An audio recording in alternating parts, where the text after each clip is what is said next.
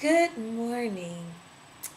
It is the end of my first challenge of body loving life, body, mind, and soul.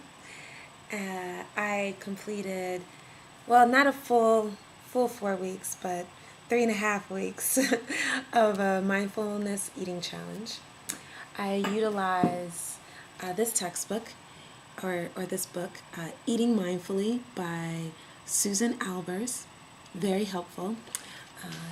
Really helped me kind of understand the importance of mindfulness, being present moment by moment, day by day, reconnecting with my emotions, feelings, thoughts, and really looking at why I act the way I act, particularly what I choose to eat. When I eat, am I eating mindfully? Am I eating because I'm physically hungry? Or am I eating to cope with an emotion? So it was really liberating. The first 2 weeks were a little rough, but by the end of the month, I was really engaged in it, and I really enjoyed it. And this will be something, it'll be an ongoing process.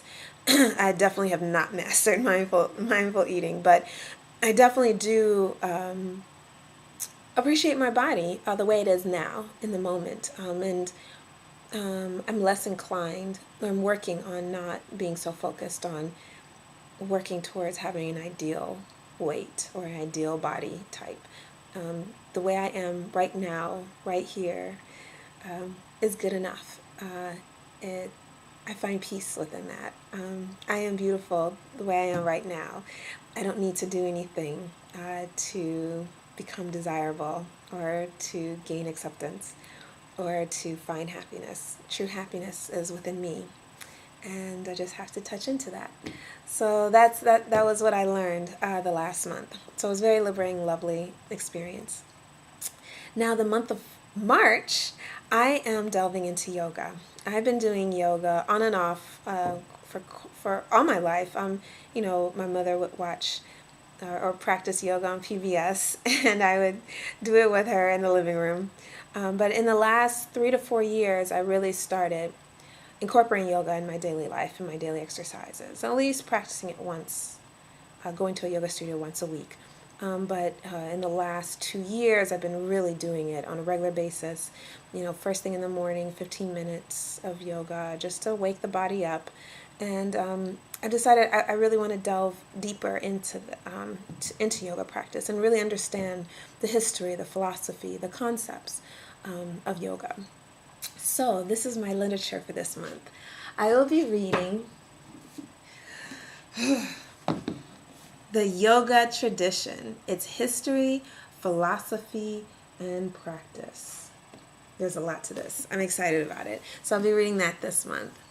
I will also be continuing my reading. I started this I was doing this last month actually. The Heart and Science of Yoga, a blueprint for peace, happiness, and freedom from fear. Interesting. And then I've already read a little bit about yoga, and I started my reading. And so what I've learned is that yoga, which means union of body, mind, and spirit, is a philosophy. It's not necessarily postures like the way we know it as an exercise. It's actually a lifestyle, and I think it's actually what really grabbed me. And I'm going to read this really quickly. Is that yoga is a way of life integrated into art, science, religion, and culture. It is aimed at learning one's true nature. It is a sacred way of life, which is the aim of all true religion. Yoga is an individualistic practice. It requires commitment to questioning ourselves, our values, and our identity. Whatever religion or spiritual path you choose, yoga can be incorporated into your life because it doesn't subscribe to any particular religion or any particular identity. It's it's a philosophy, and I think that that really touched me, because it's a it's it unite it can un, it unites everyone. It's accepting, it's tolerant, and I think that's definitely the wave of the future, or the mentality of the coming generations and the current generations. We all have unique differences about us, whether it be our ethnicity, our language, our culture, but even though there are a lot of there's a lot of difference in the world, there's also a lot of a common thread as well, and that unites us all. And yoga touches on that. Yoga delves into that. We all are united. We're all a community, and that's something that I believe in my heart and soul. So, with that in mind, in addition to my reading, I'm going to be practicing a form of yoga called Hatha Yoga. And Hatha Yoga looks at the postures that we know in modern society, uses postures, uses breathing, pranayama, uses mantras, and meditation as a path towards delving into your true self, and finding harmony and bliss here in your soul and your heart, in the present. So I've been reading for the last month Bikram's beginning yoga class, and he suggests that any person that starts Bikram yoga complete a 60-day challenge. I'm not going to necessarily do the 60-day challenge because I've been doing yoga for quite a few years now, but I will commit to a 31-day challenge.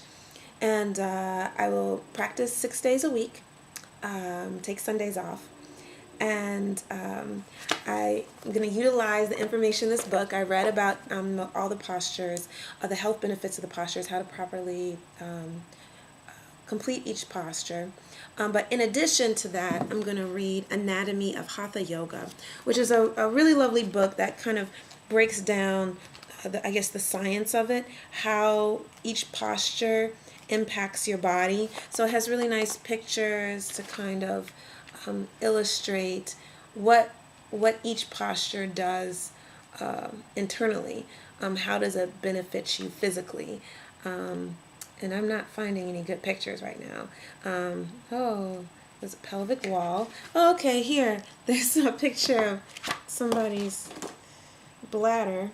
And then, diagrams. So I'm going to utilize this to kind of truly appreciate the hatha or asana yoga practice that I'll be engaging in.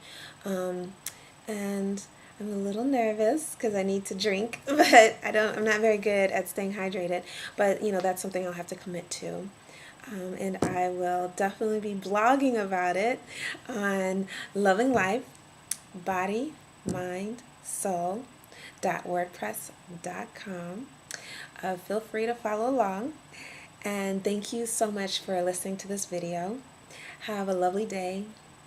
And once again, I'm loving life, body, mind, and soul. Have a good one.